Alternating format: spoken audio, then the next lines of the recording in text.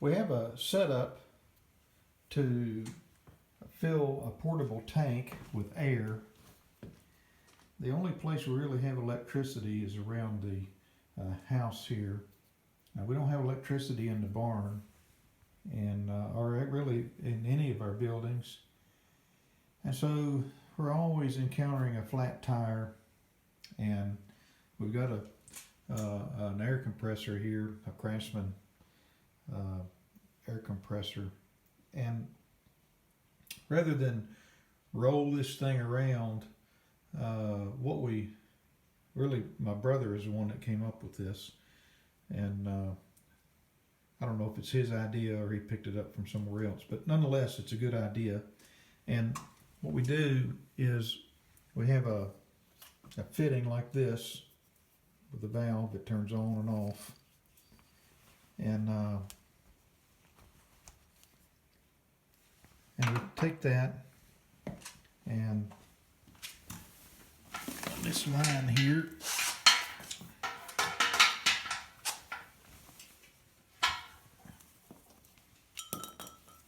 so we'll put that fitting on, and I need two hands to do this, but let me get it plumbed up and then I'll come right back. Okay, so I've got the lines plumbed up, and what I'll do here is go ahead and turn the air on, and then I'll bring the compressor on.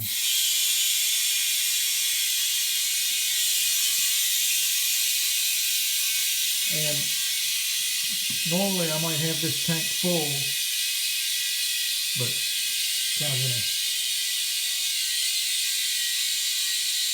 trying to get moving here, and I'll bring this guy on.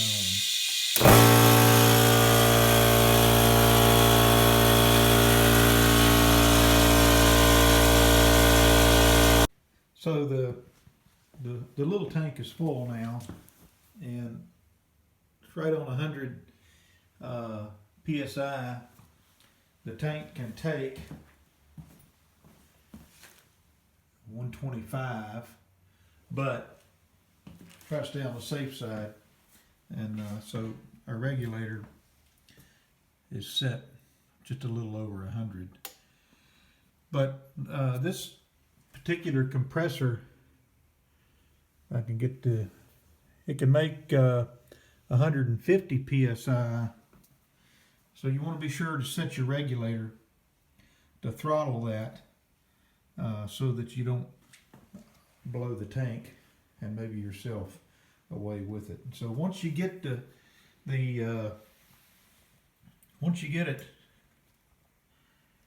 your tank filled, you simply turn the valve off, and at that point you can take the connections loose. There's one of them, and there's the other one. So at that point I'm ready to hook up the valve, and what I got to do here is pump up a tire on my Massey Ferguson 1105. So we'll reconvene at the tractor. So I got a Massey Ferguson 1105 tractor, which has been in some other videos, and I got it parked in my new barn. We built a new barn. I'll have a video about it, and that'll come another day. But we're still finding nails from time to time, and I don't know if I've got a nail in this tire, but it looks like it needs a little bit of air to me, especially when I peek down to this side compared to that side. Maybe I'm imagining things, but it I kind of think it needs a little bit of air. All right, let's see if I can show you the valve stem. These tires have fluid in it, so you can hear it gurgling while the air goes in.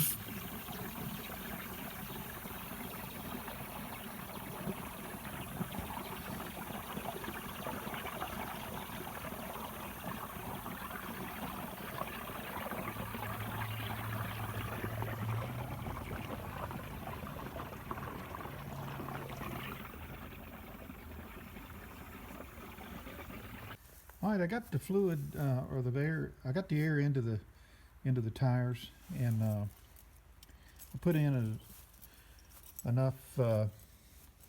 What I didn't want to happen is the tire to go down to the rim. Pretty sure there's a tube in these tires. The valve stem is over there. And probably most people would start the tractor and roll forward until the valve stem's down here. A little easier to get to, but it's cold, and I didn't want to start the tractor and just run it for a couple of minutes and then turn it off. I want to kind of preserve the battery. I'll be unhooking from this mower conditioner here. At some point, I'd like to exercise this tractor through the winter at least once a month to kind of keep things, keep the tractor moving and the fluids in it circulating a little bit and the battery charged. And, you know, I just like to drive it. Like I said, we'll have videos on this 1105. We'll do a walk around with it. We'll do a walk around on the Krone mower conditioner, and back there's my John Deere 348 baler. It's been a great baler. It's got a pan kicker on it, number 42 pan. And you know, one thing we're working on, I'll have a video. We got to put sliding doors on these openings. They're all 16 foot wide, and we're going to have 2 doors that slide apart to cover these openings. The hay is what this barn was basically made for. We make bales of Timothy mixed grass hay, and sometimes we grow a little teff hay or teff, not sure how you pronounce it, Teff, and we sell hay for horses primarily, and I'll do a video on that and what we do, and there's why we do it, and as I said, we'll do a video on the barn. And the air compressor, the tank, it's really nice to kind of carry around.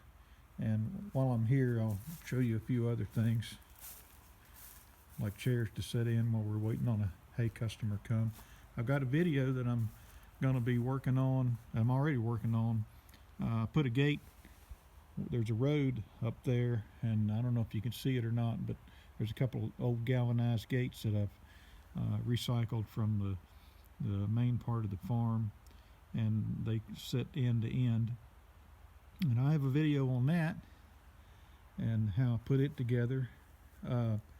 The hay that we grow, I'll tell you a little bit about that. Like I said, it's Timothy mixed grass. And what happens is the Timothy starts to die off a little bit. Orchard grass, fescue, and a few other native grasses start growing in, and so at some point I'll call it a Timothy mixed grass. But this is a bale right here that I cut open.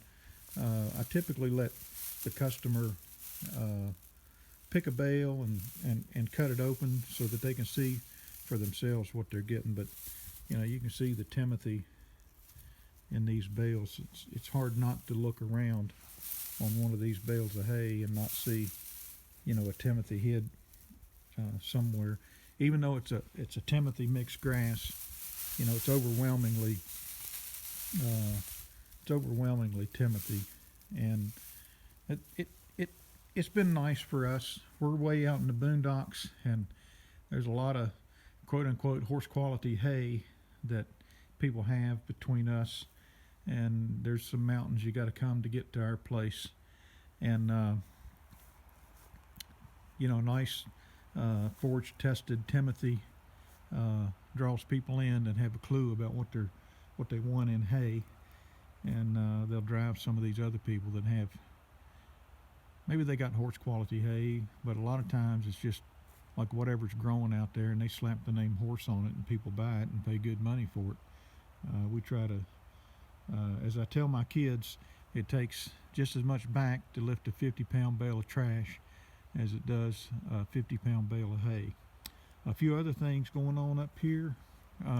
This field and this barn, this is a 10-acre field that I bought, and and this is where the barn goes. The customers come in down there instead of coming over to the main part of the farm. I kind of wanted to keep them on this property for various reasons, and so this stuff out here is called autumn olive. Some people call it Russian olive, and I've got a video on my YouTube channel that shows Farmall 756 gas with a chain pulling out some of these autumn olives. I pretty much cleared this field last winter, what you see right here, pulling these things out, and I'll probably elaborate on that a little more in another video, but they're the scourge of this area, and they grow fast and they'll just take over a field.